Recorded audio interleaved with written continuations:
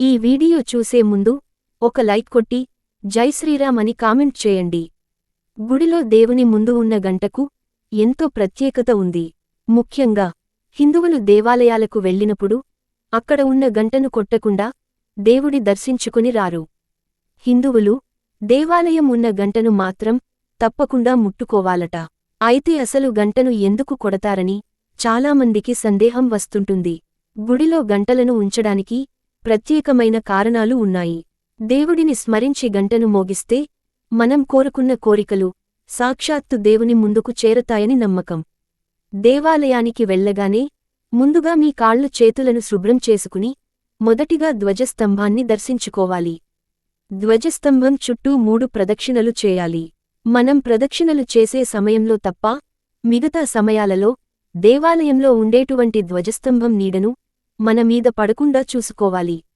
ధ్వజస్తంభాన్ని దర్శించుకున్న తర్వాత దేవాలయంలోకి వెళ్లి గర్భగుడి చుట్టూ ప్రదక్షిణలు చేయాలి. చాలామంది గుడిలో ప్రదక్షిణలు చేసేటప్పుడు గుడి వెనుక భాగాన్ని తాకుతూ ఉంటారు. కాని ఇది మహాపాపం. గుడి వెనుక భాగంలో రాక్షసులు ఉంటారట. కాబట్టి ప్రదక్షిణలు చేసే సమయంలో గుడి వెనుక భాగాన్ని మాత్రం ముట్టుకోకూడదు.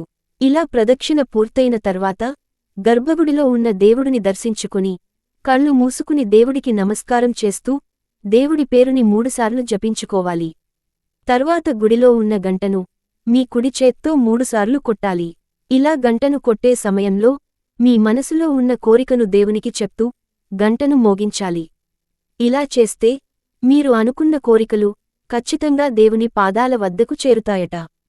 కాబట్టి దేవుని ముందు ఏమైనా కోరికలు కోరుకుని గంట కొడితే అది దేవుడి చెంతకు చేరుతుందని భక్తుల నమ్మకం. మనం తెలియక చేసిన పాపాలు తొలగిపోవాలంటే ఏదైనా దేవాలయంలో కనీసం 108 ప్రదక్షిణలు చేయాలి.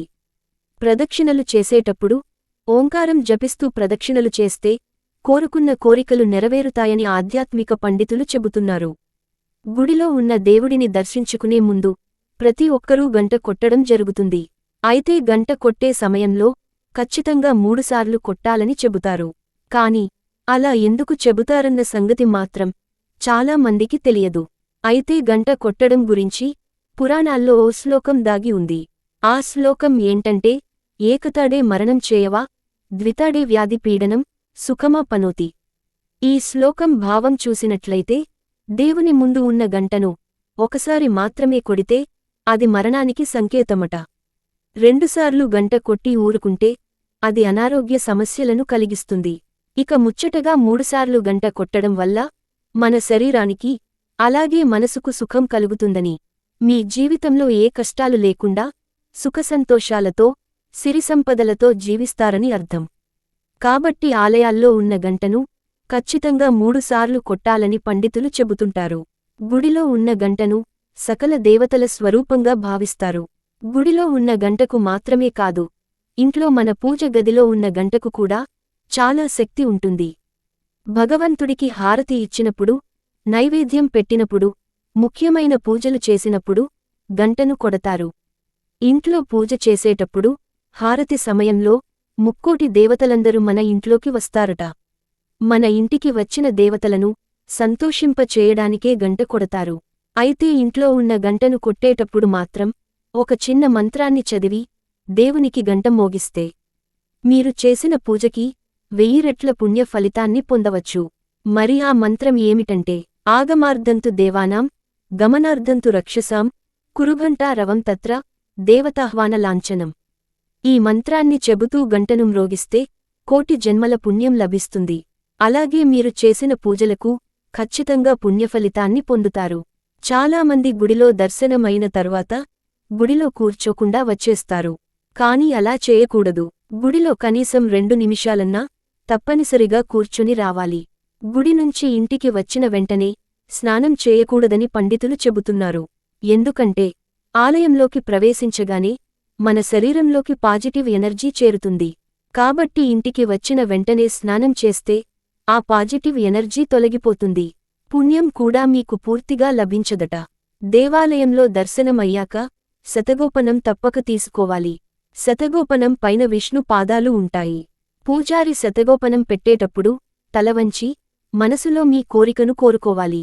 ఇది చాలా మందికి తెలియని విషయానికి ఇలా కోరుకున్న కోరిక నేరుగా దేవుని పాదాల చెంతకు వెళ్తుంది. ఇక పెళ్లైన మహిళలు ఆలయంలోకి జుట్టు విరబోసుకుని ప్రవేశించరాదు. ముఖ్యంగా శుభ్రమైన చీరనే ధరించాలి. ఆలయంనకు వెళ్లేటప్పుడు ఒట్టి చేతులతో వెళ్లరాదు. మనకు తోచిన పండ్లు లేదా పూలు ఏదో ఒకటి తీసుకు వెళ్లి సమర్పించటం మంచి సంప్రదాయం. తీర్థము తీసుకునేటప్పుడు 3 సార్లు విడివిడిగా పుచ్చుకొనవలెను. వెంటనే 3 సార్లు తీసుకోకూడదు. తీర్థం తీసుకోవటం వల్ల చెయ్యి ఎంగిలవుతుంది. ఎంగిలి చేతిని తలపై రాసుకోకూడదు. తీర్థం తీసుకున్న చేతిని నీటితో శుభ్రం చేసుకోవాలి. గుడిలో దేవుని ముందు గంట కొట్టడం వలన ఆ శబ్దం వినిపించగానే ఆ ప్రాంతంలో ఉన్న దుష్టశక్తులు చెడు శక్తులు దూరంగా వెళ్ళిపోతాయట.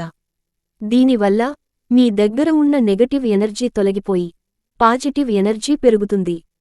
దేవాలయంలో గంట మోగిస్తే సకల శుభాలకు సంకేతం అని అంటారు. ఆలయంలో కాని ఇళ్లలో కాని గంట శబ్దం వల్ల మనసుకి ఆధ్యాత్మిక ఆనందం కలుగుతుంది. గంటలో ఉండే ప్రతి భాగానికి ఒక ప్రత్యేకత ఇమిడి ఉంది.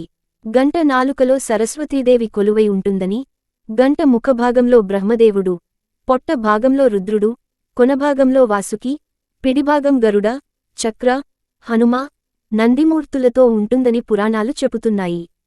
కంచుతో తయారు చేసిన గంటను కొట్టినప్పుడు ఓం అనే స్వరం వినిపిస్తుందంటారు. ఈ నాదం వినబడడం వలన మనిషిలో ఉన్న సమస్యలు తొలగిపోతాయని, మనసుని దేవుడిపై నిలిపేలా చేస్తుందని చెబుతారు.